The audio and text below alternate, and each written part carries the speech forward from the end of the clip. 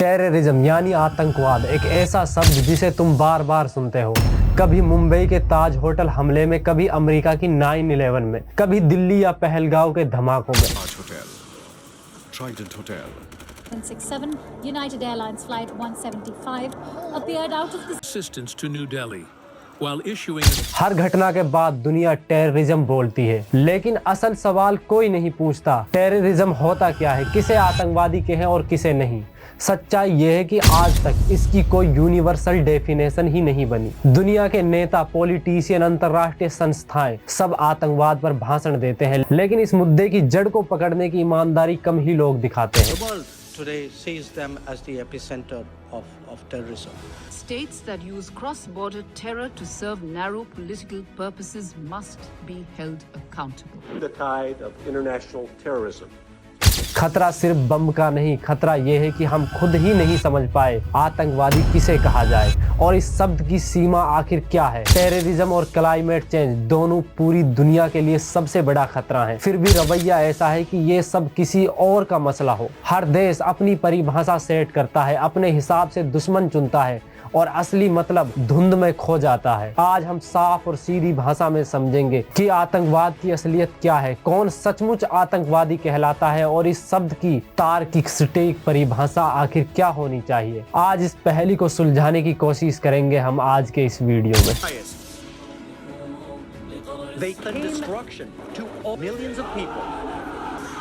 दोस्तों, हर देश अपनी सहूलियत के हिसाब से टेररिस्ट की डेफिनेशन सेट करता है। कुछ देशों की नज़र में टेररिज्म वही है जब किसी ऑर्गेनाइजेशन द्वारा अपने पॉलिटिकल या इकोनॉमिकल इंटरेस्ट के लिए मास लेवल पर इनोसेंट सिविलियंस को मारा जाए, लेकिन दोगलापन वही खुलता है जब यही देश एक ग्रुप को टेररिस्ट ऑर्गेनाइजेशन मानते हैं जबकि दूसरे ग्रुप को फ्रीडम फाइटर या सेल्फ डिफेंस के नाम पर क्लीन चिट दे देते हैं। सच्चाई यह है कि कभी भी कोई देश खुलकर तय नहीं कर पाता कि टेररिस्ट आखिर कौन है। अगर वेस्टर्न कंट्रीज और इजराइल को देखें तो उनके लिए हिजबुल्लाह और हमास साफ साफ टेररिस्ट ऑर्गेनाइजेशन है, लेकिन इंडिया, अरब कंट्रीज और अन्य देशों के लिए ये टेररिस्ट ऑर्गेनाइजेशन नहीं है। यानी अब तक दुनिया एक ही स्टेज पर आकर ये तय नहीं कर पाई है कि टेररिस्ट की यूनिवर्सल डेफिनेशन क्या है, और यही टेररिज्म से लड़ने में सबसे बड़ी मुश्किल बन जाती है। अगर आगे बढ़कर बात करें, साफ साफ समझेंगे कि आतंकवाद कितने प्रकार का होता है और इसकी करेक्ट डेफिनेशन क्या हो सकती है। लेकिन उससे पहले जरूरी है ये जानना कि स्टेट प्रॉक्सीज आखिर क्या होते हैं। इसी तरह पॉलिटिकल वायलेंस किस कैटेगरी में आती है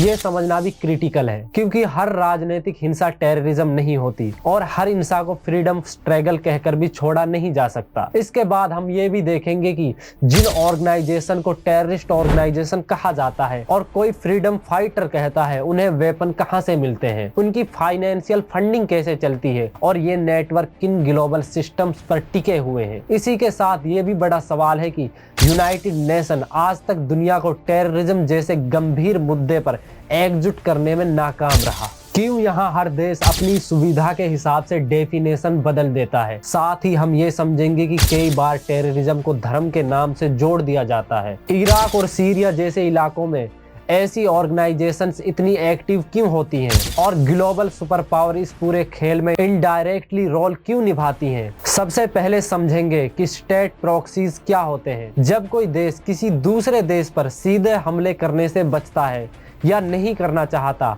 तो वे कुछ ग्रुप्स को अपने लिए इस्तेमाल करता है, उन्हें पैसा, हथियार, ट्रेनिंग और पॉलिटिकल कवर भी देता है। यानी लड़ाई फ्रंट पर कोई और लड़ रहा है लेकिन असली मास्टरमाइंड कहीं और की सरकार है। इसी को कहते हैं स्टेट प्रॉक्सी। एग्जाम्पल साफ है, हिजबुल्लाह को फंडिंग और सपोर्ट ईरान देता है। ईरान सीधे इजराइल से युद्ध नहीं छेड़ सकता, इसलिए वे हिजबुल्लाह को अपने प्रॉक्सी के तौर पर इस्तेमाल करता है। इसी तरह हमास और दुनिया भर में कई ऑर्गेनाइजेशन अलग अलग देशों के प्रॉक्सी के रूप में खड़े किए जाते हैं ताकि टारगेट देश पर इनडायरेक्टली दबाव बनाया जा सके। यानी युद्ध का मैदान कहीं और होता है लेकिन खेल कोई दूसरा राज्य खेलता है, और यही आधुनिक जियोपॉलिटिकल की सबसे खतरनाक टेक्निक है। हिजबुल्लाह, हमास जैसे ग्रुप्स को इजराइल, यूएस और वेस्टर्न कंट्रीज एक टेररिस्ट ऑर्गेनाइजेशन मानती हैं, जबकि ईरान, इंडिया और कई मिडल ईस्ट कंट्रीज इन्हें आतंकवादी नहीं मानती। ये सबसे बड़ा सवाल खड़ा होता है, आखिर टेररिस्ट है कौन? एक पक्ष कहता है कि प्योर टेररिस्ट है और दूसरा पक्ष कहता है कि बिल्कुल भी टेररिस्ट नहीं है, बल्कि अपनी सुरक्षा और अधिकारों के लिए लड़ने वाले ग्रुप हैं। यानी एक ही ऑर्गेनाइजेशन दो बिल्कुल उलट आइडेंटिटीज के साथ दुनिया में मौजूद है। यही वजह है कि इस तरह की वॉयलेंस जो पूरी दुनिया को कंफ्यूज कर देती है, किसी इंसिडेंट को टेररिज्म कहा जाए या पॉलिटिकल रेजिस्टेंस, इस पर ग्लोबल एग्रीमेंट्स लगभग नामुमकिन हो चुका है। और जब डेफिनेशंस हर देश अपनी मर्जी से बदल दे तो ये समझना मुश्किल हो जाता है कि असली टेररिज्म क्या है और क्या नहीं। अब दूसरा सवाल, पॉलिटिकल वायलेंस क्या है? टेररिज्म माना जाए या नहीं? कई देशों में सरकारें या पॉलिटिकल पार्टीज अपने फायदे के लिए समाज को आपस में भिड़ा देती हैं, कभी जाति के नाम पे, कभी धर्म के नाम पे और कभी आइडियोलॉजी के नाम पर। इसका परिणाम मास लेवल पर हिंसा और कई बार सीधे सीधे जेनोसाइड के रूप में सामने आती है। अब सवाल यह है कि जब यही काम कोई ऑर्गेनाइजेशन करता है तो उसे टेररिस्ट कहा जाता है, लेकिन जब वही चीज किसी देश की गवर्नमेंट या रूलिंग पार्टी के आदेश से होता है तो उसे पॉलिटिकल वायलेंस कहकर टेररिज्म की कैटेगरी से बाहर क्यों रख दिया जाता है? यही डबल स्टैंडर्ड सबसे बड़ा झोल है। अगर इनोसेंट सिविलियंस की मास किलिंग टेररिज्म है तो फिर सरकार द्वारा की जाए या किसी ऑर्गेनाइजेशन द्वारा, क्यों ये एक ही कैटेगरी में नहीं आते? कई एक्सपर्ट इस तरह की वॉयलेंस को पॉलिटिकल टेररिज्म मानते हैं क्योंकि हिंसा ऑर्गेनाइज्ड है, प्लान्ड है और पावर के डायरेक्ट इंटरेस्ट से जुड़ी हुई है। लेकिन इंटरनेशनल मंचों पर इसे टेररिज्म की कैटेगरी में शामिल नहीं किया जाता क्योंकि इससे राज्य की लेजिटिमेसी पर सवाल खड़े हो सकते हैं। यानी साफ है, जब वायलेंस किसी ग्रुप से आती है तो दुनिया तुरंत उसे टेररिज्म कहती है, लेकिन वही वायलेंस अगर सत्ता द्वारा की जाए तो उसे अलग नाम देकर बचा लिया जाता है। और यही सबसे बड़ी इंटेलेक्चुअल डिसऑनेस्टी है। दोस्तों, अगर इस मुद्दे को गहराई से देखें तो ऐसे हजारों हालात मिल सकते हैं जहां हम ये तय कर पाते कि आतंकवाद आखिर है क्या। एक ही हिंसा को दुनिया अलग अलग चश्मों से देखती है। सद्दाम हुसैन वही करे तो टेररिज्म कहलाता है, लेकिन वही हिंसा नेतन्याहू करे तो सेल्फ डिफेंस। यही है दुनिया का डबल स्टैंडर्ड चेहरा। और यही डबल स्टैंडर्ड सबसे ज्यादा उन देशों में दिखता है जो खुद को सुपर पावर कहकर घूमते हैं, खास तौर पर अमेरिका और वेस्टर्न कंट्री। जब इन मामलों पर बात आती है तो यूनाइटेड नेशन वैसे ही फेल हो जाता है जैसे हमेशा होता आया है, क्योंकि यूएन की हिम्मत ही नहीं कि वो इन सुपर पावर्स के खिलाफ खड़ा हो सके। वो प्रैक्टिकली घुटनों पर बैठ जाता है, एक सिंबल बनकर रह जाता है। कड़वी सच्चाई ये है कि दुनिया में जितने भी टेररिस्ट ऑर्गेनाइजेशन खड़े हुए हैं उनमें से एक बड़ा हिस्सा सीधे सीधे यूनाइटेड स्टेट की नीतियों का परिणाम है। चाहे तालिबान जैसी ताकत हो या दूसरे एक्सट्रीमिस्ट ग्रुप, इनमें कई अमेरिका ने ही फंड किए, हथियार दिए, ट्रेनिंग दी और अपने स्ट्रेटेजिक फायदे के लिए खड़ा किया। आज भी इन ग्रुप्स के पास जो हथियार है उनमें से बहुत से यूएस ओरिजिन के होते हैं और फंडिंग ये भी उन्हीं देशों से आती है जो दुनिया के सामने नैतिकता का ढोंग करते फिरते हैं। ये कंट्रीज किसी ऑर्गेनाइजेशन को तब तक टेररिस्ट नहीं मानती जब तक ये उन खुद के लिए खतरा न बन जाए। जब तक वो ग्रुप उनके जियोपॉलिटिक इंटरेस्ट के काम में आते हैं वो स्ट्रेटेजिक एलाई कहलाता है, लेकिन जिस दिन वही ऑर्गेनाइजेशन उन्हीं देशों के लिए खतरा बन जाए उसी दिन उसे टेररिस्ट ऑर्गेनाइजेशन घोषित कर दिया जाता है।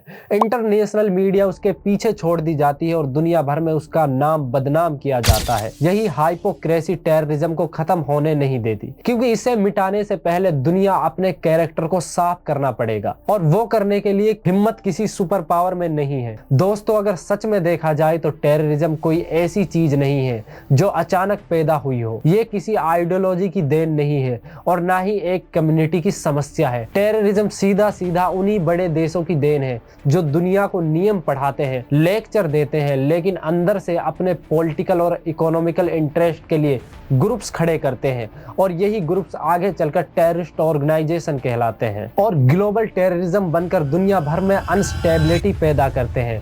अगर आप सोच रहे हैं कि आने वाले समय में टेररिज्म खत्म हो जाएगा तो इसकी कोई यूनिवर्सल डेफिनेशन बन जाएगी, तो ये प्योर झूठ है, क्योंकि टेररिज्म को खत्म करने से पहले उन देशों को अपनी इच्छा मारनी पड़ेगी जो टेररिज्म को पैदा कर रही हैं। समस्या टेररिज्म नहीं, स्ट्रेटजी है। उनका पॉलिटिकल इन्फ्लुएंस, आर्म इंडस्ट्री, उनका ग्लोबल डोमिनेंस टेररिज्म के एग्जिस्टेंस पर टिके हैं। अगर टेररिज्म खत्म हो गया तो इन देशों की जियोपॉलिटिकल पकड़ ढह जाएगी। दुनिया में दो मुद्दे कभी खत्म नहीं होंगे, टेररिज्म और क्लाइमेट चेंज, और दोनों ही जड़ें उन्हीं देशों से हैं जो खुद को सभ्यता के रक्षक बताते हैं। लेकिन असलियत उल्टी है। अगर कोई व्यक्ति या ग्रुप सुपर पावर के खिलाफ जाता है तो तुरंत उसे टेररिस्ट घोषित कर दिया जाता है। वही मास लेवल जेनोसाइड अगर सुपर पावर के हित में हो तो उसे सेल्फ डिफेंस कहकर टाल दिया जाता है। इसका सबसे ताजा चेहरा इजराइल हमास कॉन्फ्लिक्ट में दिखा। हमास के हमले को वेस्टर्न कंट्रीज ने टेररिस्ट अटैक कहा, हर मंच पर चिल्ला कर कहा, लेकिन जब इजरायली गवर्नमेंट ने मास बॉम्बिंग इनोसेंट सिविलियंस की जान ली, पूरी सिटी को मलबे में बदल दिया, उसे टेररिज्म नहीं कहा गया, उसे कहा गया सेल्फ डिफेंस। यही दुनिया का असली दोगला चेहरा है, यही हाइपोक्रेसी का सबसे गंदा रूप है। साफ कहें तो सेल्फ डिफेंस जैसी कोई चीज ही नहीं बचती अगर आप मास लेवल पर इनोसेंट सिविलियंस का खून बहाते हो। फिर चाहे आप प्रॉक्सी हो, ऑर्गेनाइजेशन हो या किसी देश की गवर्नमेंट, अगर मास किलिंग टेररिज्म है तो ये भी टेररिज्म की ही कैटेगरी में आना चाहिए। और अगर दुनिया ईमानदारी से political violence, state sponsored violence और मिलिटेंट वायलेंस को एक ही ब्रैकेट में रख दे, तभी टेररिज्म की जड़ें वास्तव में काटी जा सकती हैं। लेकिन सवाल यही है, क्या दुनिया ऐसा करेगी? क्या सुपर पावर अपने ही बनाई आग को बुझाएंगे? शायद नहीं। आपको क्या लगता है? कमेंट बॉक्स में ज़रूर बताइए। और अगर वीडियो इन्फॉर्मेटिव लगी हो तो इसे आगे भी शेयर ज़रूर करें।